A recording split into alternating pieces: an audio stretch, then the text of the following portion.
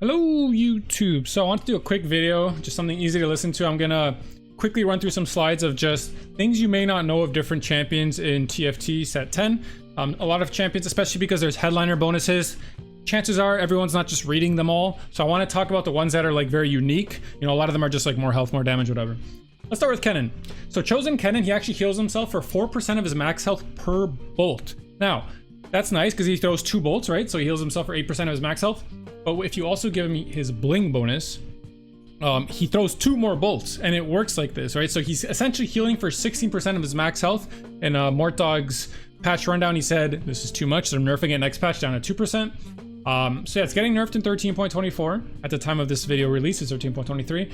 But I would imagine he's still pretty good. If you're seeing this on 13.23, you ever see chosen Kennen, buy him, make sure true damage is in. He's a giga tank. He's like a legendary tank, honestly. It's crazy.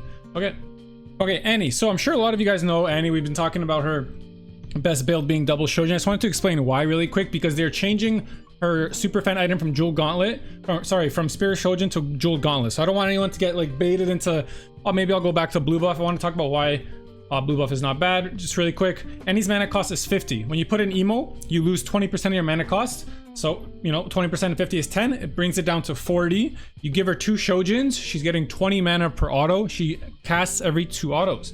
Now, people say, can I just do blue buff plus Shojin? No, because when you give her blue buff, her mana goes down to 40, and then emo takes away 20% of that, which is 8, which brings her down to 32. So even with the Shojin, you auto once, 15, auto twice, 30. 32 might as well be in 40, right? Because you have to auto again. So she goes from 40 to 32 when you give her blue buff and put in emo, which is not very good. So yeah, I just wanted to talk about how that works in case people change up her item build when they give her Jewel Gauntlet next patch as her super fan item. I do think that's a pretty big nerf on her, but don't just think you can do like Shojin blue buff instead next patch. Corki. So Corki anti-heals with this spell. Maybe you didn't know that, just wanted to throw that in. So you don't have to give him red buff from Morello. You can give him red buff if you want. He gets a lot of AD from 8-bit, so maybe just the raw attack speed is still good if you want to hold it, because Ziggs uses it good later, whatever. But you don't have to, right? He has built-in anti-heal, so you don't have to prioritize like a Sunfire cape or anything. A lot of people don't actually know that.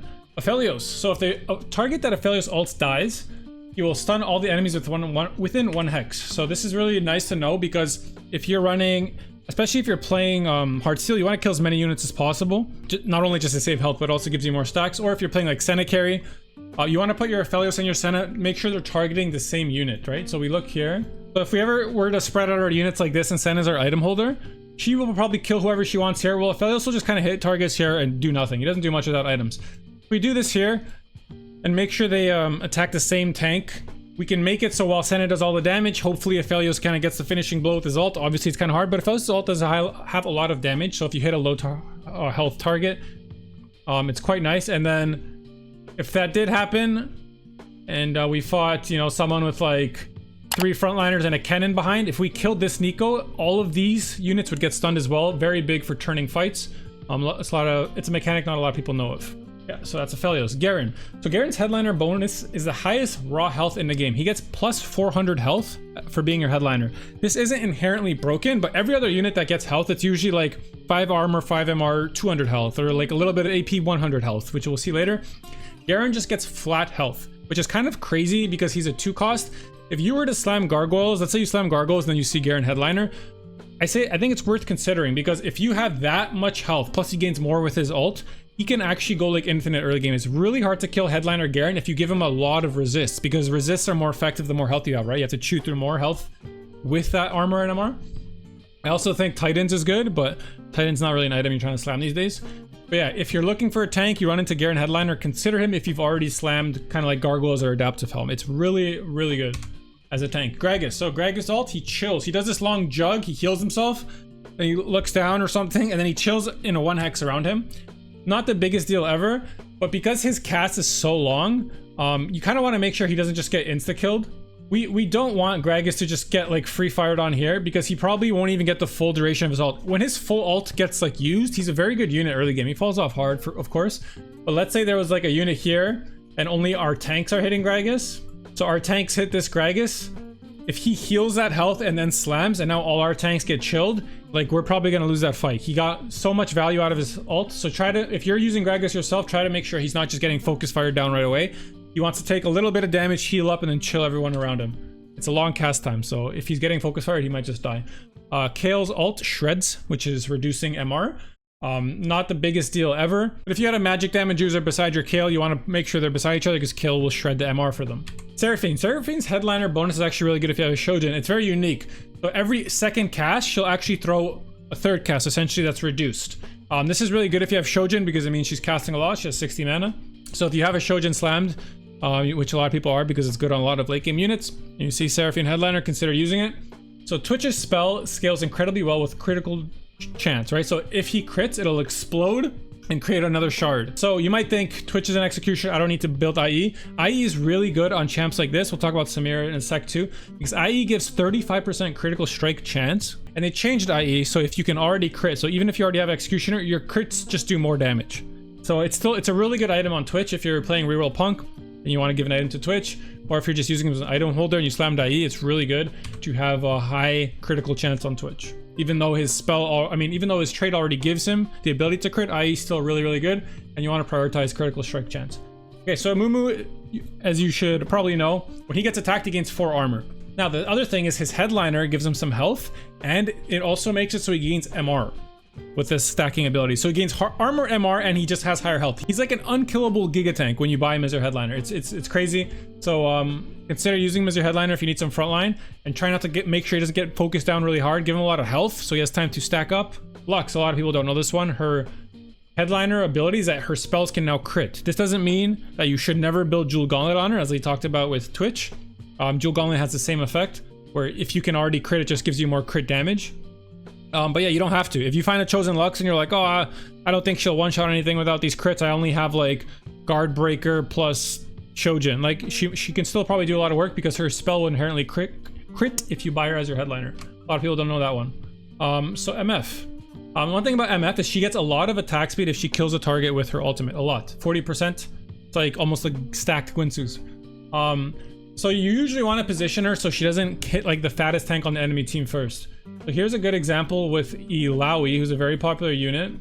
So if this is my MF here, and I have her hitting the Illaoi first, even though like it's nice to get Illaoi out of the way for sure, I'm gonna be stuck on her for like half the fight. Whereas if I kill this tentacle first and like Illaoi was beside it, let's say, or even if some shitter unit was here that was very squishy, no items, and I kill this first, MF will immediately get, if she kills it with her ult, which her ult does a lot of damage, so it happens a lot, especially if you're playing Jazz.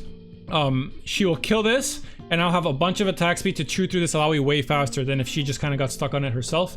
It's something I've noticed a lot, where when I'm playing Jazz, I'll try to get my MF to target the weakest unit on the enemy team first, and when she does kill like this tentacle, she just pops off, because sometimes she'll like go infinite. Well, she's autoing so fast that she'll get like so many ults off that it'll probably just keep going and going. It's something to look out for sure for positioning MF. You want to scout and make her kill the easiest target first if you can. Sometimes you don't want to, right? Because there's just such an important unit you have to get off the board. Mordekaiser's ult gives him stacking AP, AD, and armor, and MR. So if you get him really early from like an orb, I would consider him using him as your tank. And if like he's popping off, maybe you just want to keep him forever, right? You want to play like Pentakill Karthus, or you want to get Yorick in later.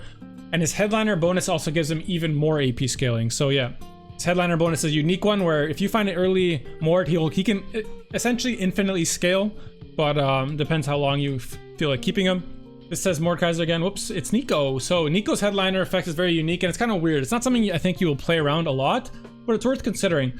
So her headliner effect is she gets a bunch of health, which is nice. But yeah, when Neeko ults, she will always cosplay as the highest health unit on your team. Not like max health, the current health. Usually it doesn't make a big difference. It'll just like her damage depends on it when the shield explodes. But when she's your headliner, she'll actually grant that unit some mana. So if you have healing on your backline, right, you gave him like a Hodge Samira, if she stays healthy, she might just get some free mana from Neeko every now and then. Or if you give them a health item like Morello's or Asher's Tooth, it's also really nice because maybe they'll be the highest health target and they just get some mana for free out of nowhere. Again, it's not something you're always going to want to play around, but it's nice to know. So Samira is very similar to Twitch. Even though her ability can inherently crit, you still want to give her IE because she is so, even more than Twitch, just scales crazy well with her ability to crit. As you can read here, every time she crits, she gets a stack, which gives her 20% attack speed. Okay, that's like 6 Gwinsu stacks off every crit. So if you can get her to crit every single time, she just has like a quadruple Gwinsus going. And then when she ults, it'll do more damage based on how many times she crit, which will probably be maxed out by the time you ult if you give her enough. So yeah, IE is very good. If you ever slammed an IE and you see a chosen Samira, I would just use it for tempo if you want a win streak. It's just really good. Sett's headliner makes him stack health permanently. This is currently bugged, but it'll be there in patch 13.24 and beyond. So if you see an early Sett headliner and you want to keep him for the whole game, not a bad idea because yeah, he'll keep gaining 50 max health. And he actually synergizes very well with late game units. He gives Bruiser with Illaoi and Mosher with Yorick, which you pretty much always want on like capped boards. So he's not a bad headliner to play around. Akali, so this is true damage Akali, who's like a really dog shit champion right now. But a lot of people don't even know how she works because there's no reason buying her, but maybe she'll be good soon, so it's worth knowing. So when she does not kill a unit, she hits 3 targets around her with her shurikens, and if she doesn't kill a unit, she gains some mana back per unit not killed. So if she's stuck on tanks, that's kind of a good thing because she'll just keep getting mana back and she'll keep ulting. So yeah, she's much more of like a front to back unit compared to KDA. Akali was going for your backline. So if you're ever playing true damage Akali, don't be scared to put her in front of 3 tanks because she'll just be ulting so often. Also, her bling bonus heals her for the damage her ults do. So this kind of stacks together, right? If she keeps hitting tanks and not killing them, she's getting mana, she's gonna ult again way faster, and her bling bonus will be healing her up the whole time. She becomes like a pseudo tank herself almost. So Karthus, I'm sure a lot of people know this, but just in case you don't, if you want to play better against Karthus or you want to start using him, he always targets the lowest health enemies, not max health, current health, right? But he synergizes very well with Akali. Akali will jump to the backline, and she might not do the most damage ever herself, but she's autoing down these backliners, which means when Karthus ults, he'll target them because they're much lower than the tanks.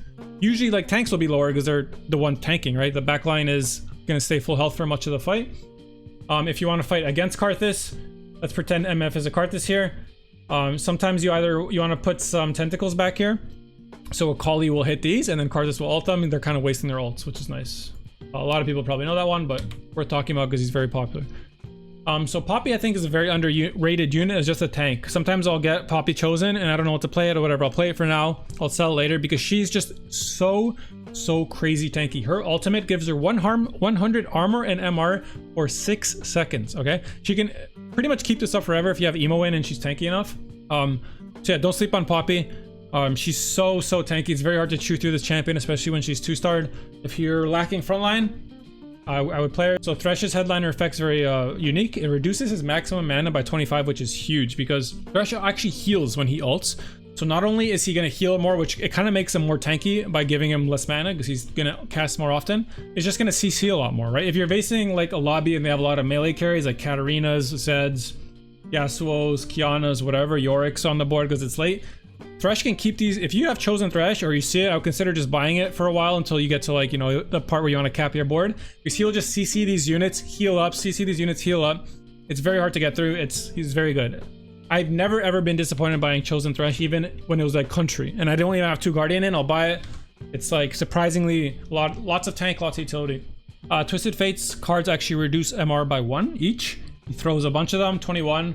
Get more, he'll throw a bit more depending on how much attack speed he has. I think it's 1 extra per 40% attack speed, which isn't that much. Not something you really want to like play around too much, but it's nice. His headliner actually gives him 3 extra cards.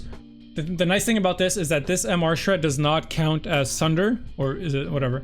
So you can still buy Onyx Spark or give TF a Shiv, which is one of his better items, if you're planning on playing around TF himself, right? Other units might do this. If you plan on playing Ziggs, you don't want to do Shiv because he shreds the actual shred, not just like reduce MR. And yeah, it's something that's not really talked about a part of his kit, which is pretty nice. Very simple thing about Viego is that enemies he ults, they actually take bonus damage from all sources, 10%, which is quite a bit. I think Viego, like, I don't think he's a good unit by any means, but people think he's the worst unit ever because they look at his damage, and yeah, it's not high. But as we talked about earlier with Karthus, is that Karthus and Viego are part of the same trait. One thing Viego will do often is he looks for a large clump, right? So ignore the champions, pretend they're all carries. If Viego sees this giant clump and he like ults here, and he hits these units and they get a bit lower, they're going to take 10% bonus damage and they're lower, which lets Karthus target them. Like, I think he has a lot of utility in that clump that people kind of don't even realize he's doing. So try to make sure he hits a good clump. So Karthus will ult them with 10% increased damage. He'll just one-shot them. Again, I don't think he's broken, but people don't even like read his ability. It's not the worst. Okay, so Illaoi, we'll start with the 5 cost. The damage her tentacles do is very small. It's not something you really want to care about, I think, unless she's like your only damage on your board. In that case, you're probably doomed no matter what. So one thing a lot of people like to do is they'll put their tentacles on the left and right side, because if Jinx is if Jinx is the enemy team's carry, she will always target this first.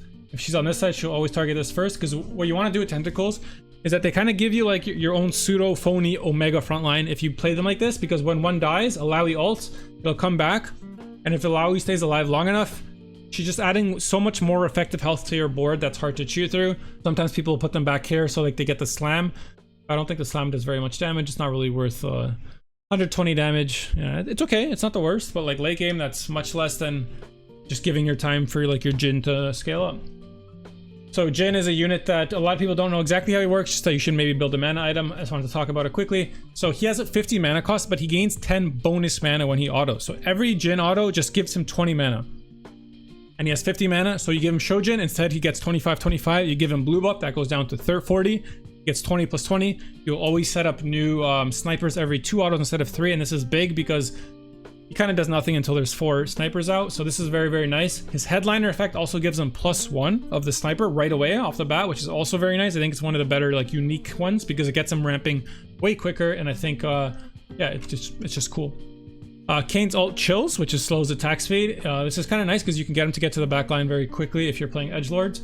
Kayn's kind of a dog shit champ right now, I'm not gonna lie to you, but if it gets to a point where he's not bad, or Heartsteel gets better, edgelord gets better, he's not a bad utility unit because he can slow back, he can chill backline, which is kind of impossible ever since they got rid of Frozen Heart and Assassins. His headliner effect is also very unique in that when the way Kayn works is that if you just won and Kayn kills 2 units, he'll give you gold. If you just lost and he kills 2 units, he'll gain you health. So he like adapts to what you probably need more. When you buy him as a chosen or as a headliner, this effect is just better, right? He gains 2 more gold or 1 extra health depending on what he turns into.